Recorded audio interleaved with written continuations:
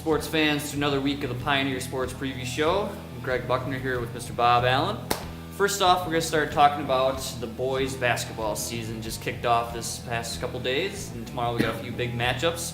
First off, Bob, let's look at Big Rapids. They got Hesperia coming in for the first CSA match of the year. Had a pretty tough game against Traverse City Central there the other day. Pulled out the win with some hustle, and Quinn Tyson leading the way with 20-plus points. So kind of talk about what the blueprint is for Big Rapids here as they start the conference season.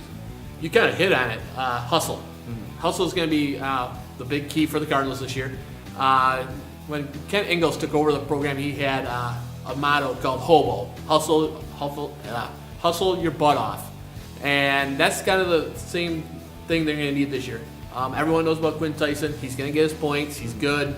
But they're going to need everyone to contribute because, obviously teams are going to focus in on him.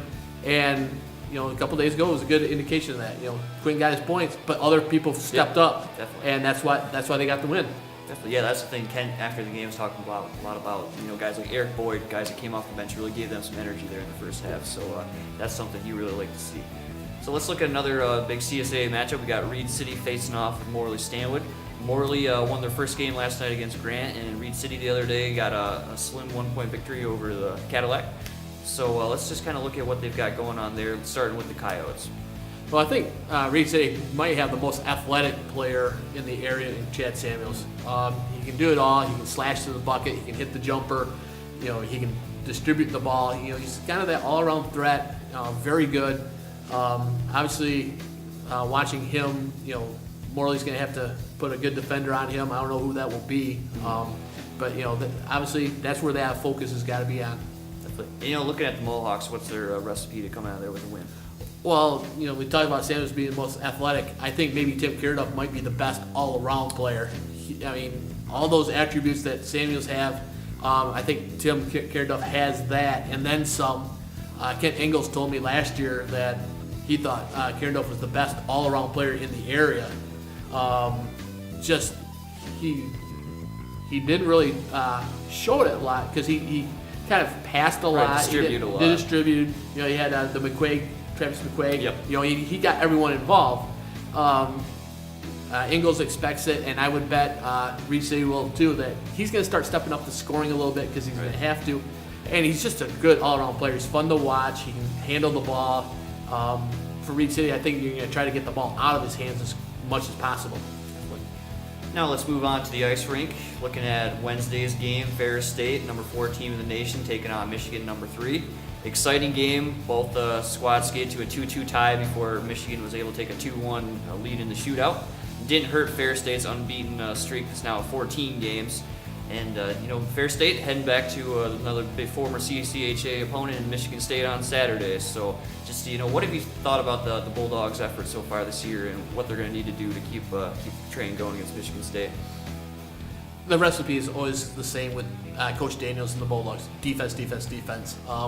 The first games lately have been kind of kind of gotten away. And when you talk to Daniels afterwards, it's we got to play better, and the better is always on the defensive end because you can't get away giving up 3 goals every night and expecting to win. But you notice that second night, and you noticed last night, they gave up 2 goals. It's 1 goal. That's the key to their success. If they keep teams 1-2 goals, they're going to win a lot of games because they got a lot of firepower. Oh yeah. And I think that's the recipe. That's been the recipe so far this season, and that's going to be the recipe after. Definitely. Yeah, that's like you said, Daniels, when he's talking about the last few weekends here, obviously putting a lot of points up on the board there, but he's been a little not happy with the way the defense is played and some of the turnovers of the puck in their own zones. So, but with that, he also said they have a great goaltender, CJ Mott, to lead on, who actually had to face his own brother last night in the shootout, which was kind of crazy. I don't know how that works. Oh my gosh, do you have time to think about that? Right. It's like, oh my gosh, here comes my brother. I can't let him score. Or if it's just okay, here comes another player at me. It'd be interesting to talk to CJ about that. Definitely, yeah, for sure. And it was cool because his mom had a sweater that was half Ferris State, half Michigan. But she seemed to be cheering a little bit more when CJ made saves, but who knows.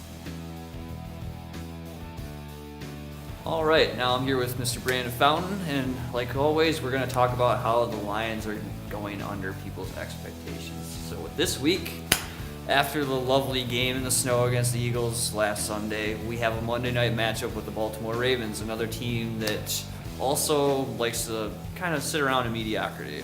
So, looking at this game, what do you think are the keys for the Lions to actually not get in their own way? They got to improve on handling the ball. You can't fumble 5-6 times. You can't fumble snaps like they did last week. Under the national spotlight, it could turn out to be very embarrassing for the Lions. I mean, expectations were really high, and now we're seeing the same old story. Yep. Same mistakes, the same idiotic play calling, the time management.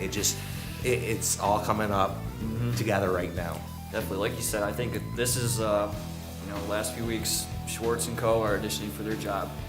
You look at these games, the first half, looking at the Philadelphia game, first half, offense, even in that snow, keeps going, but then second half, they can't do anything. And I think that's the biggest thing that hurts this team right now is they cannot make halftime adjustments. Other teams seem to make those adjustments, and the Lions don't. They just stick with their game plan, and it ends up costing them in the end. So I think this week, it's a battle of who has less turnovers between Joe Flacco and Matt Stafford, and pretty much all our running backs who can't hold on to the ball anymore. So we'll see how it goes, but at least Calvin Johnson got a little motivation with rookie safety Matt Elam calling him an old man, and he said he's going to show him some old man straights. So if there's the last person you want to irritate, I think it's Calvin Johnson. I think he's the last person Baltimore wanted to speak out, especially for a rookie to come out and say that against the best wide receiver in the league. Definitely. Yeah, it takes a lot to get Calvin talking, but when he talks, it means something. Oh, yeah. Alrighty, folks. Thanks again for tuning in to another edition of our weekly sports preview here. Don't forget to grab an edition of the Pioneer every day or log on to BigRapidsNews.com to catch up on all the local sports news.